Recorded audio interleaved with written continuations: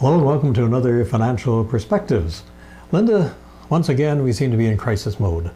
Right. You know, the last few years, ever since the year 2000, it seems like there's been one financial crisis after another. Is this going to go on for some time? Well, unless we can muzzle the media, I don't think we're going to be able to stop hearing that. But there have been some real concerns. We look at countries in Europe like Greece, Spain. You know, these are countries, even now Italy is experiencing debt problems, and this is causing repercussions throughout Europe and perhaps around the world as well. Oh, absolutely. Unfortunately, it's been a lifestyle that they have set themselves up for failure, and it is affecting everybody. Now, this is on the global scene. We come down to those of us who are investors here in Canada.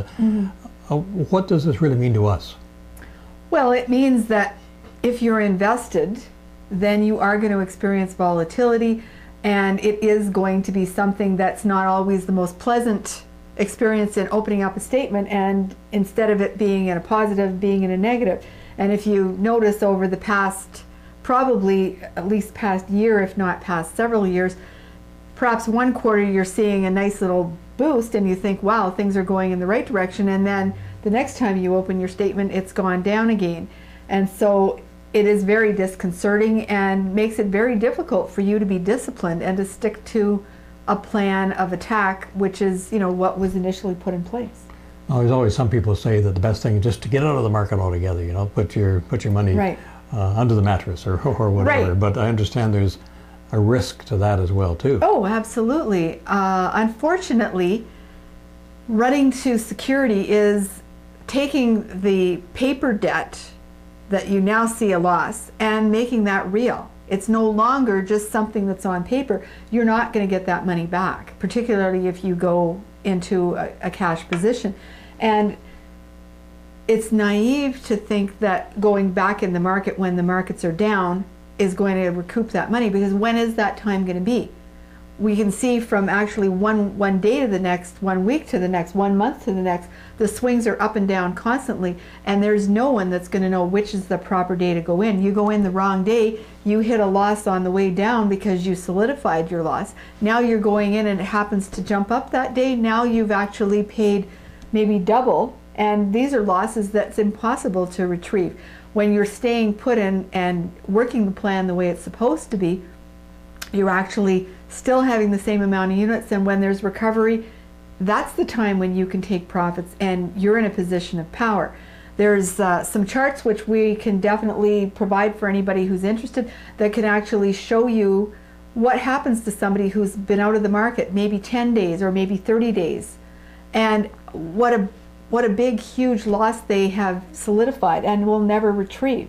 That is definitely the risk, and you are looking at the interest rates being so low and not likely to recover. I mean, in the States, they're now looking at saying long-term rates they're going to push lower in order to assist with those people in mortgages and that sort of thing. It's one of the solutions that they're using that will assist them to improve their financials again. But it still is a situation where really you're looking at staying in rather than getting out and being able to cash in when you see opportunities. Absolutely. There's an old investment saying that says it's timing the market is a fool's game, and timing the market is going in and going out when there's the ups and the downs, because it's a guessing game. It's time in the market, time staying in the market is where the Warren Buffetts of the world have made money. And it's when we're meeting and seeing that we're in a profit position and saying, you know what, let's take some of those profits and put those in a safer place. You're building a balance in your portfolio. You're doing it at a position of strength. You're not letting the media dictate your life and your finances. I think we mentioned in our last Financial Perspectives session here that while governments seem to be not in the best position, companies are. Yes. And even though the market may go up and down, these are still good companies that in many cases have large cash reserves. Yeah. And you know, if you have money to invest, these are companies that really look good and are going to be good in the long term. Yeah, absolutely. Those are the kind of principles that will actually see you get to your goals effectively, especially if you do stick to your plan. It's those good companies that are going to pay you dividends, that are going to come through and provide you with what you expected them to do, it's staying with those, that's going to benefit you. And there is a huge disconnect between the government's positions and companies. And when we're talking about the market and the market going down, that's strictly the fear of people and, you know, acting like a herd of lemmings running for the hills, which is not useful. And we do know that regardless of everything, Canada is in the most favored position in the world. Absolutely. In actual fact, what we're experiencing when we see those drops are sales. And, you know, everybody runs out and will even stand in line when there's a sale so that they get the best value for their dollar.